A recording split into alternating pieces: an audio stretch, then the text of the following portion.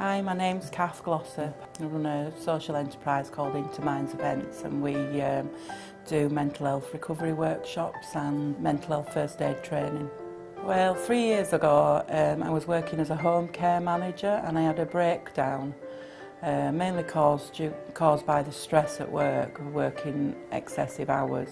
They were totally unaware of how depression makes you feel. They just didn't understand that you can't always ask for help when you're in that state. And at my lowest point, it was when I went back to work and I'd been crying all day.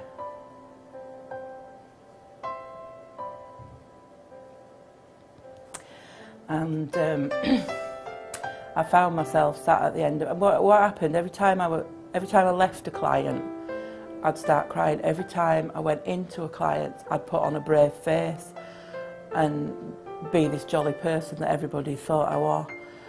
And then when I came out, the tears would start again, and I found myself at the end of the shift. I sat on the end of the street and I'd just been away and all my tablets were still in my car, and I sat in my car with a fistful of tablets ready to take them.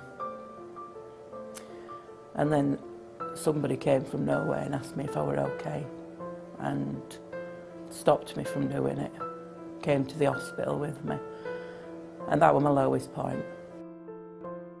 I don't know what I would have done that day if she hadn't have come up to me.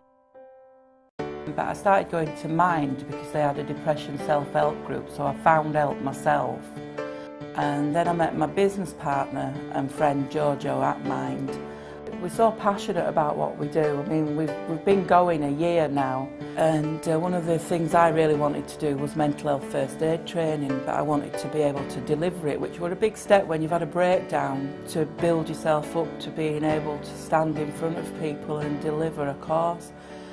So eventually we earned enough money to send me on this course. One of the things we had to say when we delivered part of the course to our peers who were also on the course was why we wanted to be a mental health first aid trainer.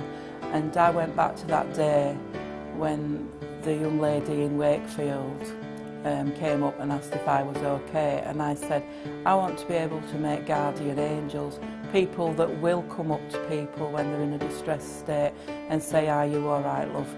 And that person, them words could just save somebody's life. Why can't we have more compassion for each other? If you do see somebody in a distressed state, what harm does it do to go up to them and ask them, is there anything I can do? Do you need me to call somebody?